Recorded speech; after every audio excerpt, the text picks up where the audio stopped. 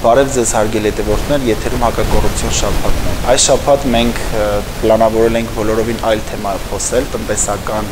խնդիրների վերաբերյալ, սակայն գիտեք, որ տեղի ունենում իսկապես մտահոգիչ եւ ցավոտ, մեզ համար իրադարձություններ, որոնք կարող են ել ավելի տխուր հետևանքներ եւ զարգացումներ ունենալ։ Այդ պատճառով որոշեցինք այսօր խոսել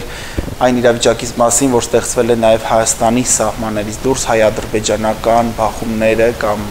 ադրբեջանական ագրեսիան եւ մեր հայրենակիցների պաշտպանական քայլերը կամ երբեմն գուցե հարձակողական փորձենք հասկանալ Տիկին Պողոսյանի հետ։ Տիկին Պողոսյան, մենք արդեն շաբաթից ավելի է երևի ինչ հետևում ենք, թե ինչ է կատարվում աշխարհում եւ երևի թե սկզբի համար սկսենք կոչով, որպեսզի մարդիկ իսկապես նվազեցնեն ագրեսիայի քանակը եւ կոչ չանեն մարդկանց, որ դուրս գան եւ հարձակողական քայլեր անեն ադրբեջանցիների նկատմամբ, որքան էլ որ նրանք կարող են սադրիչ գործողությունների դիմել, սակայն մեր պատասխանն է, հատկապես եթե դա տեսագրվում եւ տարածվում է համացանցում, այսպես կարող է անդադար շղթայական ռեակցիա ունենալ, փոխադարձ պատասխաններ, ռևանշներ եւ արդյունքում տուժում են ու դեռ գուցե տուժեն մեր հայրենակիցները։ Միանում եք այդ կոչին։ Բնականաբար միանում եմ, բարի երեկո հարգելի հետևորդներ, նախ Արման ջան, մենք բավականին ժամանակ եթեր դուրս չենք եկել եւ հնարավորություն չենք ունեցել ցավակցելու այն բոլոր զոհված զինվորների ծնողներին, մտերիմներին, որովհետեւ ինչքան էլ մենք զորավիգ լինենք կամ ինչքան Facebook-ում ստատուսներ գրենք, գիտեք, այդ իրենց ցավն է ու այդ ցավը իրանց հետ մնալու է անմիշտ։ Այդ ցավը որևէ ձևի ամոքել հնարավոր չի։ Ուղղակի ընդամենը այն ինչ որ կարող եմ ասել, կարող եմ մեր բոլորիս անունից ցավակցել այդ մարդկանց եւ ցանկանալ, որ մենք այլևս զոհեր չտանք ընդհանրապես սահմանում, ընդհանրապես էլ չտանք։ Ինչ վերաբերվում է ձեր ասածին, ես բնականաբար միանում եմ, նայեք, մենք վերջին շաբաթները բավականին ակտիվ էր, մենք տեսանք, որ մենք նույնիսկ մեր ծիրանով ենք հաղթող, մենք տեսանք, որ մենք մեր դրական, պոզիտիվով ենք հաղթող, այսինքն ոչ մենակ զենքով, այլ մեր բարեհ հոգեբանական ոգով, ոգին այնքան բարձր է, որ մենք մեր ծիրանով, մեր խորհրդանշով հաղթող ենք, սակայն չեմ ուզում, որ մենք ոգևորվենք այդ նման բաներից, որովհետև պատկերացրեք, որ այդ ոգևորությունը էյֆորիա է բերում եւ մենք շատ հաճախ չենք տեսնում այն իրականությունը, այն ինչ որ իրականում հիմա կատարվում է։ Դուք գիտեք, որ մենք առանց Սփյուռքի գոյություն չունենք։ Սփյուռքը դա մեր ազգի անբաժանելի մասն է։ Անկախ նրանից, թե ով ոնց կգնահատի Սփյուռքին, ինչ ցածրակարգ գնահատականներ կտան Սփյուռքի մասին, թե ով ինչի համար է գնացել, Սփյուռքը գաղթել է մեր երկրից։ Մենակ նրա համար, որ եղել են երկրում գողեր, բառացի գողեր, որոնք գողացել են այն հացը, որը կարող են աշխատել մարդիկ, եւ դրա համար հայ ժողովուրդը պանդխտության ա դիմել։ Չէ, կներեք, ընդհանրում ձեր ասած ավելի նոր ձևավորված Սփյուռքն է, բայց մեր Սփյուռքը պատմական Սփյուռք է։ Մեր պատմական Սփյուռքը մերը սկսել է գաղթի, այսպես ասած, ժամանակաշրջանի։ Ես վերջի շրջանի։ Այն ինչ որ այն ժամանակ աղել, դա այվս եղել է նրա այն ժամանակ, որովհետեւ մենք էլի անապահով ենք եղել։ Այսինքն մարդը երբեք իր կամոք հիմնականում չի գաղթում։ Ուղղակի ինչի եմ ես սա ընդգծում, որտեղ ի տարբերություն դրսում ապրող ադրբեջանցիների, մեր Սփյուռքի համայնքները պատմական համայնքներ են։ Պատմականորեն ձևավորված տվյալ երկրում իրանց եւ մշակութային եւ քաղաքական եւ տնտեսական գործունեություն են զարգացրել եւ որոշակի իմիջ ունեն, հիմնականում դրական իմիջ։ Բնականաբար մենք դրա մասին չենք խոսում, բայց երբ որ ընդհանրապես խոսում էին Սփյուռքի մասին, ինքը ընդհանրացվում էր։ Բայց մենք այսօր շատ լուրջ խնդիր ունենք, եթե ամեն պահի Սփյուռքը մեզ զորավիգ կանգնել է, իր թեկուզ իր կոչերով, թեկուզ իր ոգեշնչմամբ, թեկուզ նյութապես, չգիտեմ, ինչ որ ձևով։ Էս էլ է կանգնում, որ գնում են բողոքի ցույցեր են անում, չէ՞, խաղաղ ակցիաներ։ Այո, այս պահին իրանք կանգնած են, էլի մեր փոքր պետության, բայց ոչ ոգով փոքր պետականության պաշտպանությանը կանգնած են։ Մենք սա պետքա, այսինքն մենք իրավունք չունենք այսօր մեր Սփյուռքը վտանգել։ Ես իրականում շատ մտահոգ եմ ու խնդրում եմ հանգարց մտահոգ բառը չսկսեն շահարկել, որտեղ գիտեք հիմա սոցցանցերում ամեն մի բառ կարա շահարկման, ես այսօր կոչ եմ անում, որ մենք լրջագույնս վերաբերվենք այն խնդրին, որի մասին մենք խոսելու ենք։ Այսօր Սփյուռքը մեր պաշտպանության կարիք ունի, նամանավանդ ՌԴ-ում գտնվող հայերը։ Իցավս ինձ ասեմ, երբ որ որոշակի վիդեոներ էին տեղադրվում, որոնք բնականաբար մի մասը կարող են ասել եւ այսօր շատ մարդկանց հետ այս քանի օրերին խոսացել եմ, տարակարծիք են ասում են, չէ, դա ոգեշնչում է, երբ որ մենք տեսնում ենք, որ ադրբեջանցիներին ասենք բռնություն է կիրառում եւ այլն, գիտեք ինչ, որևէ մեկը թող Ռոմի պապից ավելի կաթոլիկ չլինի, հանգարց չասի, որ մենք հայրենասեր չենք եւ այլն, որտեվ ես ի վերջո կարող եմ ասել, որ ես ինքս սերված եմ արաբկիրի հիմնադիրների, իմ մամայի պապիկն է, պապիկը եղել արաբկիրի հիմնադիրներից, որը տեսել է ջարդ եւ փոքրուց ինձ մեծացրել է մեռնիր լավ, զարթնիր լավ, մեռնին քեզի երգի տակ, որը շատ հաճախ արգելված էր նույնիսկ եւ չէին իմանում մարդիկ։ Այսինքն այստեղ հայրենասիրության մասին չի խոսքը, այստեղ նրա մասին է, որ մենք մեր երկրում ենք այսօր, ես, դուք 3 միլիոնով մեր երկրում ենք եւ մեզ պաշտպանում են մեր զինվորները, փառք ու պատիվ մեր զինվորներին։ Եվ մենք անվտանգ ենք։ Եւ մենք անվտանգ ենք, որովհետեւ չունենք վախեր, չունենք անհանգստություն։ Որովհետեւ ինչքան էլ թեկուզ սոցիալական վիճակը, սոցիալական խնդիրներ կա, բայց մենք երկու ոտով մեր հողի վրա ենք կանգնած։ Մենք չպետք է մոռանանք, որ մենք ՌԴ-ում ունենք մի մեծ բանակ հայերի, ել եմ ասում, խտրական մոտեցում չի մեր մնացած համայնքներին Եվրոպայում, Ամերիկայում, բայց այսօր մենք տեսնում ենք, թե ՌԴ-ում ինչ է կատարվում, որովհետև եթե մնացած երկրներում քիչ թե շատ հա օրենքը գործում է, որովհետև այլ մշակույթ կրող երկրներ են։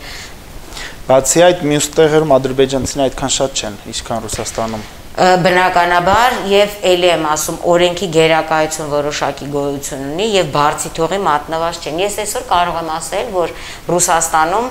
մեր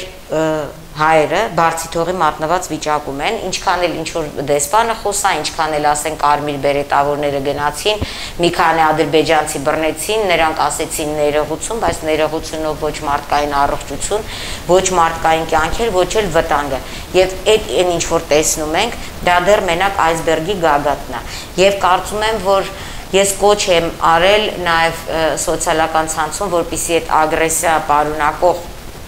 վիդեոները չտեղադրվի, որտեվ դա ոչ թե ոգեշնչող է, երկու կողմից, մեր համար ոգեշնչողը մեր զինվորներն են, մեր զինվորներն են ու մեր կրած հաղթանակը, մեզ պարտադրված պատերազմում մեր կրած հաղթանակը, մենք զինվորներով հաղթող երկիր ենք, մենք բանակով հաղթող երկիր ենք, մենք մեր ոգով հաղթող, մենք մեր ծիրանով հաղթող երկիր ենք, մեզ փողոցային կռիվները մեր զինվորներից հետո հարիր չի, բնականաբար ես չեմ ասում, եթե հարձակվում են պետքա ասենք մի այլ ձևի ասել, որ հա հարձակվում են, մենք լռում ենք, չէ, դրա մասին չի խոսքը, ուղղակի մենք այսօր պետքա մտածենք, որպեսզի ամեն ինչ անենք, որ մեր սփյուռքը այսօր անվտանգ լինի, իսկ անվտանգության որևէ երաշխիք ՌԴ-ում, մեր երիտասարդները, մեր մեծերը, այդ նույն զինվորների ծնող հայրերը, որոնք պանդխտության են դիմել, որ իրանց ընտանիքը պահեն, նրանք չունեն, այսինքն զինվորը կռվում է, որ իմ, քո, մեր բոլորի անվտանգությունը ապահովի, բայց իր ընտանիքի անդամը հնարավոր է, որ այսօր գտնվում է ՌԴ-ում եւ գտնվում է վտանգի մեջ ու այդ զինվորը չի կարող նույնիսկ պաշտպանել։ Եվ այստեղ ինձ համար անհասկանալի է այն քար լռությունը այսօր որ տիրում է։ Եվ ելի եմ խնդրում մեր հետևորդներին չսկսեն բաժանել մասերի նիկոլայական, քոչարյանական, սերժական, ռոբական, չգիտեմ, ծախվելական, պիցայական եւ այլն եւ այլն։ Այսօր մենք անվտանգության խնդիր ունենք, հիմա պատկերացրեք ինչ է կատարում Ռուսաստանի Դաշնությունում, փաստացի այդ մարդիկ շրջափակման մեջ են գտնվում, որտեղ մեր սահմանները փակ է։ Եվ եթե մարդիկ նույնիսկ իրանց անվտանգությունը համար ուզում են վերադառնան հայրենիք, իրանք հայրենիք վերադառնալու այսօր հնարավորությունից զրկված են։ Մենք ունենք մարդիկ, ովքեր ունեն այնտեղ իրենց ավտոմեքենաներով են գնացել, որպեսզի իրենց հանապազորյա հացի հարցը լուծեն։ Մենք ունենք մարդիկ, որ ասենք տարիներով այնտեղ բնակվել են, հայկական պետհամարնիշներով մեքենա են ունեցել, եւ այդ մեքենաներով են գտնում այդ մարդկանց ՀՌԴ-ում հրկիզում են մեքենաները եւ հարձակվում։ Հիմա մենք մարդկանց արդյոք մեր հայրենակիցներին մենք այսօր ընտրության իրավունք չպետք է տանք։ Գոնե նրանց, ովքեր որ ուզում են այսօր հայրենադարձվել, հետ կան իրանց հայրենիք, ժամանակավոր, ընդմիշտ, որևէ կարգավիճակով, որտեղ մարդկային կյանքից ավելի թանկ ոչինչ գոյություն չունի։ Մենք դրա համար չենք սահմանում պատերազմ հաղթել, որպեսզի մեկ այդտեղ մեր հայրենակիցներին փորձեն կոտորել։ Եվ այս, գիտեք, մենք Սումգայիթ տեսել ենք։ Մենք Սումգայիթ տեսել ենք եւ այսօր այս ամեն ինչ խմորումները կարող է բերի դրան, այսինքն մենք դա չպետք է երբևէ բացառենք, նստենք մեր տեղերը մենակ կոവിഡից խոսանք։ Մենակ կոവിഡից ամեն օր ասենք այսքան մարդ հիվանդացավ, այսքան մարդ մահացավ։ Չէ, այս խնդիրը հրատապությամբ կոവിഡից առաջ ընկավ իհարկե։ Այսօր ինքը ընդհանրապես ամենակարևոր եւ ես զարմանում եմ, Արման։ Հելենայք ինչքան ժամանակ է անցել, ես չեմ լսել, որ որևէ մեկը մեր իշխանություններից, ազգային ժողովի падգամավորներից, Սփյուռքի հանձնակատար, այսինքն սրանք բոլորը ֆորմալ պաշտոններ չեն, որպեսզի իրանք լռեն։ Իրանք էլ պետք է հասկանան, մեր երկիրը այսօր փակ է, մեր սահմանները փակ է։ Հիմա մենք ենթադրենք, ունենք 100,000,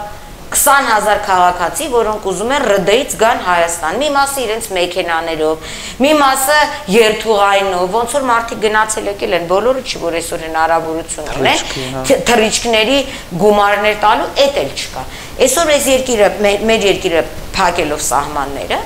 մենք շրջափակման մեջ ենք դնում, մեր ամբողջ Սփյուռքում գտնվող հայրենակիցներին ասում ենք ոչինչ լավ կլինի, մենք տեսեք սահմանում պատերազմ ենք հաղթում, դե դուք այդտեղ փեդով, բիտայով, քարով, չգիտեմ ինչով, դուք էլ պայքարեք, դուք էլ ծեծեք, դուք էլ ջարդեք, հա, դուք պատկերացնեք։ Չէ, բնականաբար այդպիսի կոչերը անմտությունը կլինի։ Բայց Արման, պետք չի կոչ անել, դուս խոսքը էշին են ասում, ի վերջո էդ է տեղի ունենում, մենք ինչով ենք այդ մարդկանց այսօր սատար կանգնած, նրանով այ որ ձեզ կծեծեն, հետո ռուսական օմոնը կարմիր բերետը կգնա կբերի, կտանի կփագի, բայց այդ մարդիկ ամեն օր ահասրտներում դուրս են գալիս փողոց, դուք մարդիկ չգիտեք, որպես հայկական մեքենաներով առաքիչ են աշխատում այնտեղ, իրանց ընտանիքները պահելու, կարող է այդ նույն զինվորի ընտանիքը կամ չգիտեմ ինչ որ մեկի պահելու համար այնտեղ են։ Հիմա դուք պատկերացրեք, Վրաստանը սահմանները փակ է, այսինքն որևէ տրանսպորտային միջոցով ցամաքային Հայաստան գալը անհնարին է։ Մենք ոնց ենք պատկերացնում այդ մարդկանց հետագա ապրելը Ռուսաստանի Դաշնությունում։ Ես էլ եմ ասում, ՌԴ-ն եմ միշտ կրկնում, որտեղ մենք շատ լավ գիտենք, որտեղ են մեր թշնամիները իրականում գտնվում եւ ինչ ամենաթողության տակ կարող է այս ամեն ինչը լինի։ Մենք 2, 3, 4 վիդեո ենք նայում, մարդ չի կարողանում հանգիստ գիշերը քնի, որովհետեւ ինչ տարբերություն սահմանին կանգնած զինվորը, թե Ռուսաստանում ծեծվող կամ հրկիզվող կամ չգիտեմ ինչ երիտասարդ։ Իսկ կա տարբերություն, որտեղ ի վերջո զինվորը զինված է եւ պատրաստի է հարձակման, հա, եւ պատերազմ է ի վերջո, որին բայց այնտեղ խաղ բնակիչ, ասենք որ դուրս է եկել, չգիտեմ, առևտուր անելու կամ աշխատանքի գնալուց եւ մեկի հարձակում, դա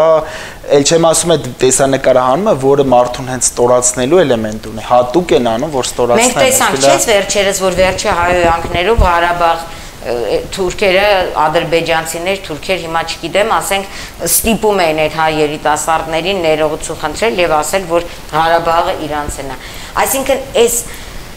միջազգային, հա,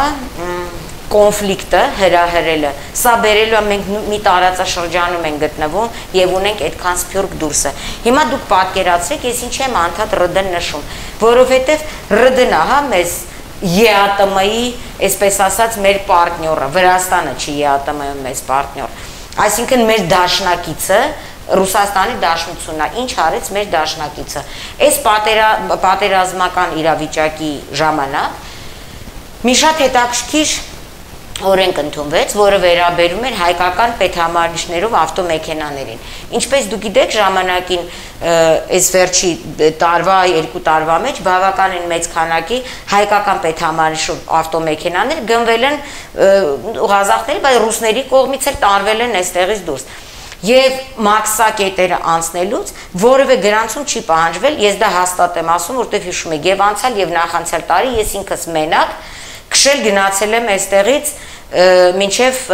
Կրասնոդար, մինչև Սոչի եւ անցել եմ այդ ամբողջը եւ տեսել եմ, թե ազգամիջյան կոնֆլիկտի բացակայություն, իդեպ 2 անգամ, հա, դա եղել է եւ 18 եւ 19 թվականին։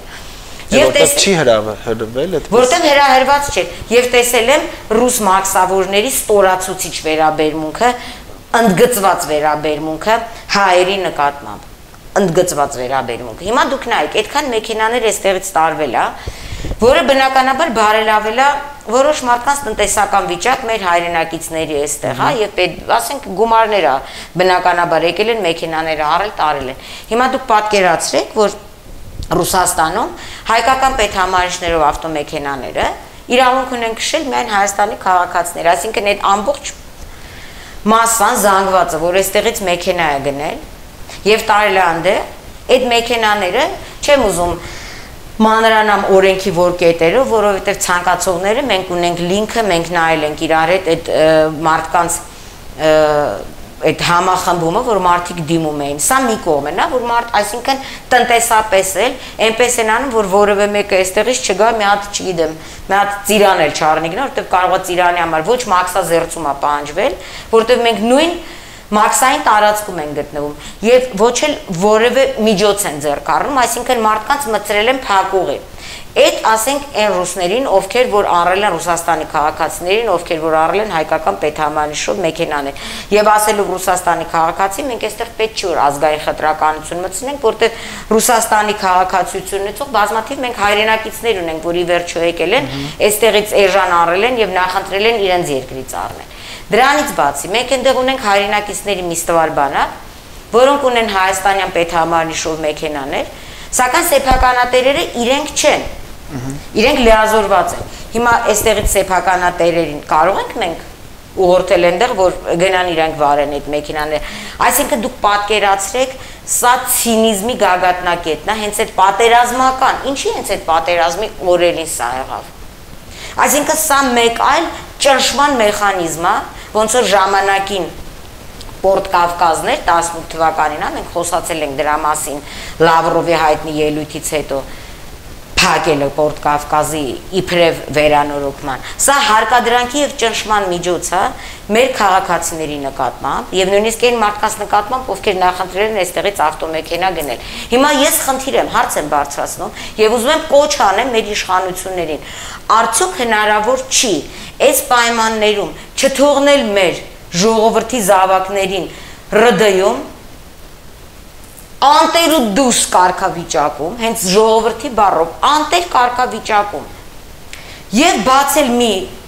կարիդոր, հա, նրբանցք բացել, միջանցք բացել Վրաստանի միջոցով, եթե կովիդի խնդիրն է եւ փակա սահմանները, չէ որ կարելի է միջպետական մակարդակով ձեռք բերել որոշակի պայմանավորվածություն,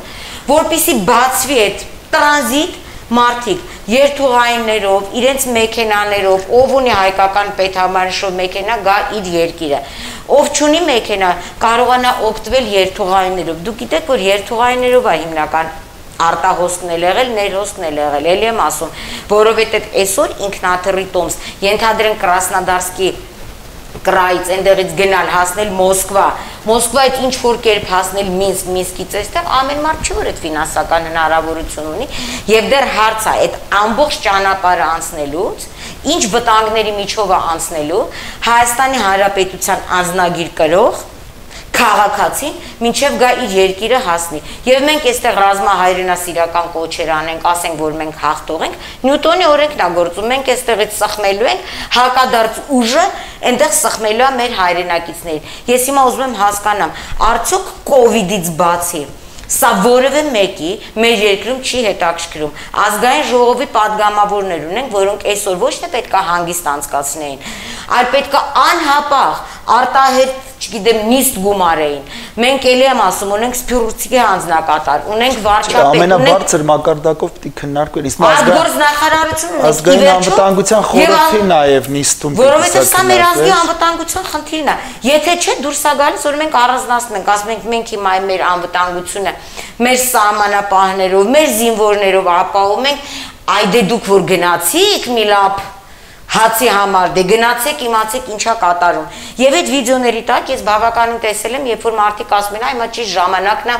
հայրենա դարձվելու։ Այո, կարող է ճիշտ ժամանակն է։ Հարգելիներս, ինչով, տեզերանավով, թռչող ափսեներով, ոնց։ Այստեղ երկու խնդիր կա։ Մեկը որ իրոք կարող է կան մի խումբ մարդիկ ու բավական մեծ խումբ, որ անկախ ամեն ինչից, այստեղի տնտեսական դժվարությունից ուզում են գան, որպեսզի զուտ իրենք եւ իրենց երեխաները հանգիստ եւ ապահով քնեն, հա։ Բնականաբար։ Դա մեկ, երկրորդ հարցը, որ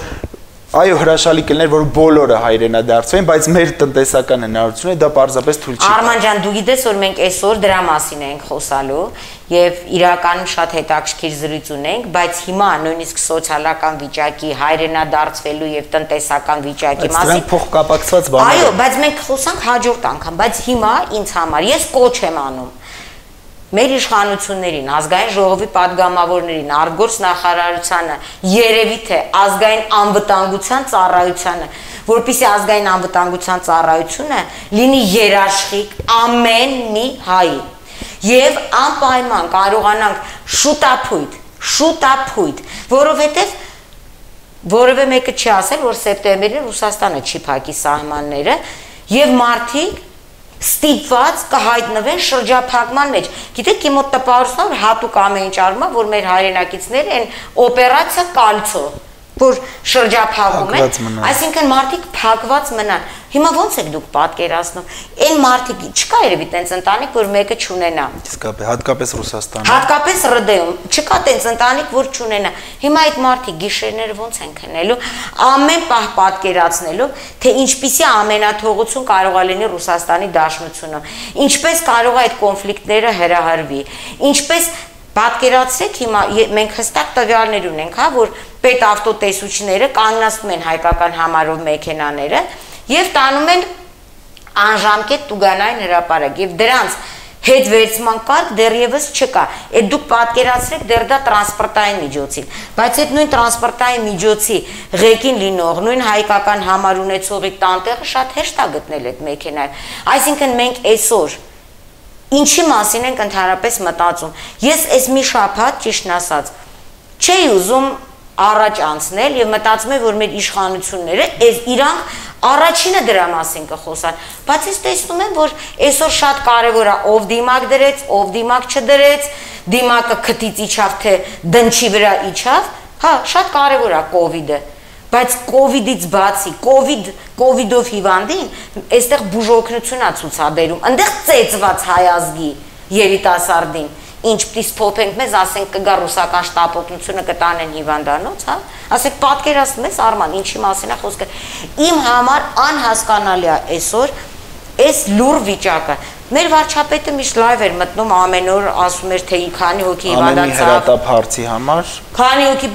այս հրատապ հարց չի։ Ես չեմ կարողանում հասկանալ, սա հրատապ հարց չի։ Ես իրական շատ հրատապ է, ես իհարկե չեմ ուզում որ մենք եւս խոճապային տրամադրություններ փոխանցենք, հա, մեզ դիտողներին կամ Սա խոճապ չի, սա իրականություն է։ Չլինի թե մենք այդպես վախեցող կողմնենք եւ փախուստ իմացնենք մտածում։ Մեզնից վախեցող չի եղել ու չի լինի, բայց կներեք, հա։ Բայց երբ որ հարցը գայս է մարդու անվտանգությանն ու կյանքին ու առողջությանը, այստեղ ամեն մի վարքյանը կարող է կարևոր լինել եւ այո, երբեմն պետք է խելացի կերպով գուցե նահանջել, միջև այս սադրանքները վերանա, միջև կամ գոնե երաշխիքներ ստանա Հայաստան պետությունը, որ Ռուսաստանի իրավապահ մարմինները կարող են վերահսկել Դա անհնարի,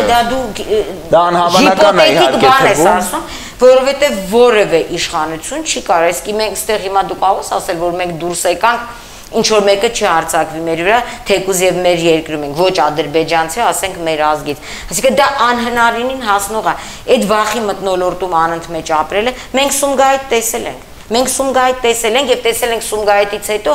քանի տասնյակ տարի պահանջվեց, որpիսի այս ազգամիջյան կոնֆլիկտը մի փոքր ինքը մեղմանա։ Դուք մոռանում եք, որ այսօր մեր բեռնատարերն են, չէ՞, Լարսով անցնում եւ բեռնատարերի վարորդներն են հայ։ Այդ մարդիկ մինչեւ գնում գալիս են եւ իրենց ընտանիքի անդամները կես մարդ են դառնում։ Ես չգիտեմ, հուսով եմ այսուհետ ոչ հայկական համարանիշներով մեքենաներով կերթևեկեն, բայց ես գիտեմ, որ օգոստոսի 3-ից իրենց ճանապարհները բացվում են բեռնափոխադրողների համար եւ սա իսկապես նշանակում է, որ վտանգված է եւ այդ վարորդը եւ այդ ուղեբեռը, որ պիտի հասնի։ Հիմա օգոստոսի 3-ից եթե բացվում է, որևէ բան չի խանգարում, որ հրատապ օգոստոսի 1-ից 2-ից մի շաբաթով 10 օրով այդ բացեն, հա, այդ ճանապարհը բացեն, վրացական կողմի հետ պայմանավորվածություն ձեռք բերեն եւ եթե Լարսից մինչեւ Հայաստան գալը շատ բարդ չի, հա, եթե Մարդիկ նույնիսկ կարող են առանց կանգնելու քշել երթուղայինը, անձնական մեքենան եւ շարասյուներով ոստիկանների ուղեկցությամբ թող մեր ոստիկանները ուղեկցեն, թող Վրաստանի ոստիկաններն ուղեկցեն ի վերջո այդ ուղեկցությամբ մարդիկ գան, որովհետեւ դուք պատկերացրեք Ես ինչ եմ ասում, դե ես անցել եմ այդ ճանապարհը, կա Կաբարդինա-Բալկարիա, կա Ասեցիա, որովհետեւ ինքը մանավանդ Կաբարդինա-Բալկարիայում այդքան հաջող չի այդ կետերը անցնելը։ Մենք հիմա նորից ուզում ենք հետ գանք այն վիճակին, երբ որ մարդիկ գալիս էին ճանապարհ ու ստիպված էին, այսինքն կոռուպցիոն ռիսկերի սկսեն դիմել։ Մեկը թաքնվի բեռնատար ավտոների մեջ Մոսկվայից գնա Մինսկ, հա, մեկը սահմանը կտրելուց հետո փորձի իր անձնական միջոցներով իրեն ուղեկցող գտնել։ Այդ ամեն ինչը 90-ականների վերջերին եղել է Արման։ 90-ականների վերջերին այդ ամեն ինչը եղել է, երբ որ դա հարստացնում էր մյուս հանրապետություններին, որովհետև կայանում են։ Եվ ես կարծում եմ, որ այսօր ժամանակը չի, նայեք ովքեր են կոչ անում։ Միտեղից մի քրեական հեղինակությունա կոչանում, չէ, որ հայերին չի կարելի, հա շատ գովելի կոչ է, բայց արդյոք մենք միտեղից մի հայ համայնքի, փոքր համայնքի ղեկավարա կոչանում, հա գովելի է միգուցեև, բայց մենք չենք կարող անհատների։ Դե ամեն մարդ իր տեղում է, հիմա մենք էլ ենք կոչեր անում։ Մենք էլ ենք կոչ անում, բայց մենք չենք կարող մեր, մենք այդ ռեսուրսներն չունենք։ Մենք այսօր այդ հնարավորությունը չունենք։ Պատրաստ ենք ոտով նույնիսկ գնալ Վրաստանի սահման, խնդրել, որպեսզի բացեն այդ ճանապարհը մեր հայրենակիցները ի վերջո հետ գան մեր երկիր։ Սա գիտեք ինչ անմարդկային վերաբերմունք, հա, մեր ՌԴ-ում գտնվող Սփյուռքի նկատմամբ։ Մյուսներին էլ եմ կոչ անում, չէ՞ որ Ամերիկայում, Եվրոպայում, Ավստրալիայում, այսինքն հայերը ամբողջ աշխարհը սփյուռք ենք մենք, ամբողջ աշխարհով մեկ, բայց ելի եմ ասում, մյուս երկրներում ամեն դեպքում չեն կարող ՌԴ հետ համեմատել, որտեղ կա օրենքի գերակայություն։ Եվ մեր դաշնակիցը այսօր մեր ուղղությունը դեպի ԵԱՏՄ-ը, սա է մեր դաշնակիցը, որտեղ կոտորում են այսօր մեր մարդկանց։ Եվ ես էլ եմ ասում, որևէ մեկը թող չասի, որ մենք մեր այս ելույթով խուճապ սփռեցինք, չէ, սա այն դառ իրականությունն է, դառ իրականությունն է։ Դա ահազանգ ենք հնչեցնում։ Սա ահազանգ է, որովհետև Սումգայիթից առաջ էլ պատկերացնում ենք, ասենք չգիտենք կոնկրետ Սումգայիթում կլինի կամ որտեղ կլինի, բայց մեր ռազմահայրենասիրական այդ կոչերը բերեց մի ամբողջ սերնդի կյանքի խեղվածության։ Երբ որ այդ մարդկանց մենք կոչ ենք անում, որ եկեք, Ղարաբաղը մերն է, եկեք, միացեք, ինչքան մարդիկ Սումգայիթից տարհանված եկան եւ 30 տարի տևեց մինչեւ մեկը բնակարան ստացավ, այն մի մասն էլ թողեցին գնացին։ Հիմա դուք պատկերացնում եք Մոսկվա չի մենակ, չէ՞, Ռուսաստանը։ Մենք հայեր ունենք ամեն տեղ։ Եվ եթե նույնիսկ տեղի համայնքները կարողանան ինչ-որ ձևով օգնել, հա, բայց դա լինելու է լոկալ, տեղային մասշտաբի օգնություն։ Ես նորից եմ կոչ անում մեր իշխանություններին։ Սատար կանգնեք մեր Սփյուռքի հայերին։ Հնարավորություն ստեղծեք, որպեսզի այդ մարդիկ կարողանան գալ եւ նույնիսկ կոչ եմ անում, որ ոչ միայն ծիրան վաճառելու համար տարածքներ տրամադրեն, հա, Ռուսաստանի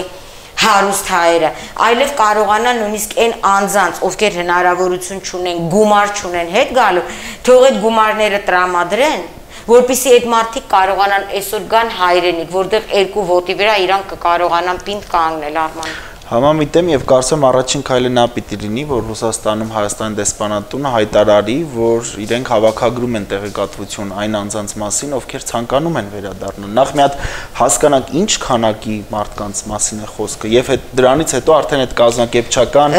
պայմանավորվածությունները եւ այլն, առաջին քայլը դա պիտի լինի, որ ռեալ իմանանք թե ինչքան մարդ ունենք։ Դա գիտես ինչքան երկար ու ձիգ տևող process է։ Իրական դժվար չի, եթե դեսպանատունը մի հատ համար տա, ասենք թեժգից, ասի կարող է 24 ժամ զանգել։ Մենք ունենք այսօր սոցիալական ցանցեր։ Այո, այսօր շատ հեշտ է կապի միջոցներով։ Ենթադրենք Սոչի հայ համայնքն է, կարող են